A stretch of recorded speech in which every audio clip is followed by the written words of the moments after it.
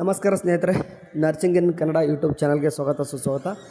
ಸ್ನೇಹಿತರೆ, ಏನಪ್ಪ ಅಂತಂದರೆ ನಿಮಗೆ ಗೊತ್ತಿರುವ ಹಾಗೆ ಈಗಾಗಲೇ ರಿಸಲ್ಟ್ ಮತ್ತು ವಿತ್ಹೆಲ್ಡ್ ರಿಸಲ್ಟ್ ಯಾರಿಗಪ್ಪ ಅಂತಂದರೆ BSc ನರ್ಸಿಂಗ್ ಸ್ಟೂಡೆಂಟ್ಸ್ಗೆ ರಿಸಲ್ಟ್ ಆ್ಯಂಡು ವಿತ್ಹೆಲ್ಡ್ ರಿಸಲ್ಟು ನಾನು ಹೇಳ್ದಂಗೆ ಏನಪ್ಪ ಅಂದರೆ ಈಗಾಗಲೇ ಬರಬೇಕಿತ್ತು. ಇನ್ನೂ ಏನಕ್ಕೆ ಬಂದಿಲ್ಲ ಅಂತಂದರೆ ಒಂದು ದೊಡ್ಡ ಇಶ್ಯೂ ಆಗಿದೆ ಕಾರಣ. ಓಕೆ, ಭಾಳಷ್ಟು ಇಶ್ಯೂ ಆಗಿರೋ ಕಾರಣ ಬೇಗನೆ ಬರ್ತಿಲ್ಲ. ಓಕೆ, ರಿಸಲ್ಟ್ ಆದರೂ ಇನ್ನೂ ಒಂದು ವಾರದಲ್ಲಿ ಬಿಟ್ಟರೆ ಬೆಟರ್ ಇರ್ತದೆ. ಓಕೆ, ನಾನು ಹೇಳ್ತಿರೋದು ನೋಡಿ, ಎಲ್ಲ ಕಾಲೇಜಸ್ಗೂ ಇರಲ್ಲ, ಕೆಲವೊಂದಿಷ್ಟು ಕಾಲೇಜಸ್ಗಳಲ್ಲಿ ಇದು ಯಾವುದೇ ರೀತಿಯಾಗಿ ಅಫಿಷಿಯಲ್ ಅನೌನ್ಸ್ಮೆಂಟ್ ಅಂತೂ ಆಗಲ್ಲ.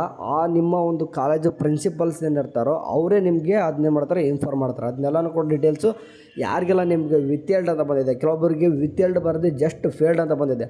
ಈವನ್ ಅವರು ಥಿಯರಿ ಪ್ರಾಕ್ಟಿಕಲ್ ಪಾಸ್ ಆಗಿದ್ದರೂ ಕೂಡ ಕೆಲವೊಂದಿಷ್ಟು ಯಾರಿಗೆ ಜಾಸ್ತಿ ಆಗಿದೆಪ್ಪ ಅಂದರೆ 4th ಸೆಮಿಸ್ಟ್ರಲ್ಲಿ ನಿಮಗೆ ಗೊತ್ತಿರುವ ಹಾಗೆ ಲಾಸ್ಟಲ್ಲಿ ಡಯಾಬಿಟಿಕ್ ಕೇರು ಅಥವಾ ಇನ್ನೊಂದೆರಡು ಮೂರದು ಅವ್ನು ಯಾವುದೇ ರೀತಿ ಮಾರ್ಕ್ಸ್ ಹಾಕದೆ ಸುಮ್ಮನೆ ಹಂಗೆ ಸಡನ್ನಾಗಿ ಬಂದಿತ್ತು ಅಂದರೆ ರಿಸಲ್ಟ್ ಫೇಲ್ಡ್ ಅಥವಾ ವಿತ್ಹೆಲ್ಡ್ ಅಂತ ಬಂದಿರ್ತದೆ ನೋಡಿ.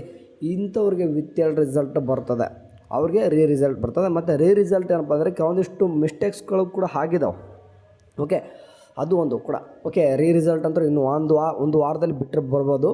ಬಟ್ ವಿತ್ಹೆಲ್ಡ್ ರಿಸಲ್ಟ್ ಬರೋಕ್ಕೆ ಇನ್ನೂ ಕೂಡ ಟೈಮ್ ಹಿಡಿಬಹುದು ಅನ್ನಿಸ್ತಾ ಇದೆ. ಯಾಕಂದರೆ ಸ್ವಲ್ಪ ಒಂದು ಕಾಲೇಜಸ್ ಅಲ್ಲ, ಈವನ್ ಗೌರ್ನಮೆಂಟ್ ಕಾಲೇಜಸ್ಸಲ್ಲೇ ಭಾಳಷ್ಟು ಸಮಸ್ಯೆ ಆಗಿದೆ. ಲೈಕ್ ಹೆಂಗಪ್ಪ ಅಂತಂದರೆ ಈಗ 20, 30, 40 ವರ್ಷ ಇತಿಹಾಸ ಇರುವಂಥ ಕಾಲೇಜುಗಳೇನಂತ ಕರಿತೀವಿ, ಅಂಥ ಕಾಲೇಜಸ್ಸಲ್ಲೇ ಈ ರೀತಿ ಅಂದರೆ ಸುಮಾರು 80, 90, 100 ಸ್ಟೂಡೆಂಟ್ಸ್ ಏನಪ್ಪ ಅಂದರೆ ವಿತ್ಹೆಲ್ಡ್ ಅಂತ ಬಂದಾಗ, ಸೊ ಅದಕ್ಕೆ ಆದಂಥ ಕೆಲವೊಂದಿಷ್ಟು ದುಡ್ಡು ಕಟ್ಟೋದಾಗಿರ್ಬೋದು ಅದೆಲ್ಲನೂ ಕೇಳಿದಾಗ ಕೆಲವೊಂದಿಷ್ಟು ಕಾಲೇಜಸ್ಗಳು ಒಪ್ಕೊಳ್ಳಲ್ಲ.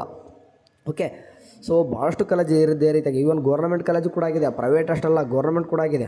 ಓಕೆ, ಇದು ಸರ್ಕ್ಯುಲರ್ ಬಂದಿತ್ತು, ಅದು ಡಯಾಬಿಟಿಕ್ ಕೇರ್ ಅಂತ ಏನು ಕರಿತೀವಿ, ಡಯಾಬಿಟಿಕ್ ಕೇರ್ ಅಂತಲ್ಲ, ಮತ್ತು ಇನ್ನೊಂದು 2-3 ಇದೆ. ಒಟ್ಟು ಆ 3ರಲ್ಲಿ ಯಾವುದಾದ್ರೂ ಒಂದು ಮಾರ್ಕ್ಸ್ ಆದರೂ ಹಾಕಿತ್ತಂದರೆ ಅವ್ರ ರಿಸಲ್ಟ್ ಚೆನ್ನಾಗಿ ಬರ್ತಿತ್ತು. ಅದು ಯಾವುದೇ ರೀತಿ ಹಾಕದೇನೆ ಹಂಗೆ ರಿಸಲ್ಟ್ ಬಂದಿರೋ ಕಾರಣ ಸೊ ಯೂನಿವರ್ಸಿಟಿಯಲ್ಲಿ ಸ್ವಲ್ಪ ಪದೇ ಮೀಟಿಂಗ್ಸ್ಗಳು ಅದೆಲ್ಲ ನಡೀತಾ ಇದ್ದಾವೆ.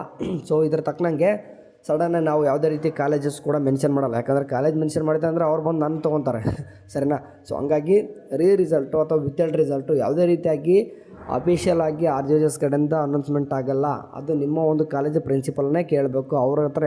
ಈಗ ಯಾರಿಗೆ ಹೇಳ್ತಿದ್ದೀನಿ ಅಂತ ಗೊತ್ತಾಗಿರ್ತದೆ ಈ ಒಂದು ವಿಡಿಯೋ. ಯಾರಿಗಪ್ಪ ಅಂತಂದರೆ ಯಾರಿಗೆ ವಿತ್ಹೆಲ್ಡ್ ಅಥವಾ ರಿಸಲ್ಟಲ್ಲಿ ನಿಮ್ಗೆ ಏನಾದರೂ ಫಾಲ್ಟ್ ಆಗಿದೆಯೋ ಅಂಥ ಒಂದು ಸ್ಟೂಡೆಂಟ್ಸ್ ಮಾತ್ರ ಹೋಗಿ ನಿಮ್ಮ ಪ್ರಿನ್ಸಿಪಲ್ನ ಕೇಳಿ. ನಿಮ್ಗೆ ಅನಿಸುತ್ತೆ ನಿಮ್ಮ ರಿಸಲ್ಟ್ ನೋಡಿದ ತಕ್ಷಣ ನಿಮ್ಮ ಒಂದು ಕಾಲೇಜಲ್ಲಿ ಯಾವುದೇ ರೀತಿ ತಪ್ಪಾಗಿರೋ ಅಂತಂದರೆ ಆ ಒಂದು ಸ್ಟೂಡೆಂಟ್ಸ್ ಏನು ಕೇಳುವಂಥ ಅವಶ್ಯಕತೆ ಇರೋಲ್ಲ. ಓಕೆ, ಯಾರಿಗೆಲ್ಲ ಸ್ವಲ್ಪ ತಪ್ಪಾಗಿದೆ ಅವರು ಮಾತ್ರ ನಿಮ್ಮ ಒಂದು ಪ್ರಿನ್ಸಿಪಲ್ನ ಕೇಳಿ.